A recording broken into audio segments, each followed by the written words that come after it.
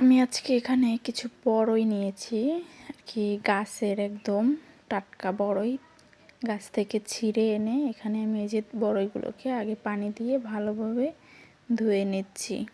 এরপর আমি এগুলোকে এই যে শিলপাটায় ছেঁচে নেব। সবগুলোকে এখানে আমি শিলপাটায় সুন্দর মতো ছেঁচে নিচ্ছি বা থেতলো করে নিচ্ছি। এই যে আমার সবগুলো ছেঁচা শেষ। এই পর্যায়ে আমি এখানে ধনিয়া পাতা, কাঁচামরিচ, তারপর শুকনো মরিচ, সরিষার তেল, লবণ, চিনি এই সবগুলো উপকরণ একসাথে নিয়ে চটকাবো। চটকানোর পর তারপর আমি আর কি ভর্তাটাকে চটকাবো। চটকিয়ে আমরা সবাই পরিবেশন করছি, খেতে খুবই মজা লাগছে। আপনাদের কাছে যদি ভালো লাগে তাহলে আমার এই টিপসটা দেখে আপনারা বড়ইয়ের ভর্তা খেতে পারেন।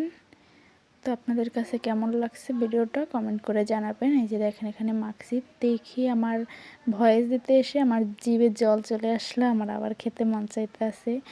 খুবই মজা হয়েছিল এবং খুবই সুস্বাদু হয়েছিল।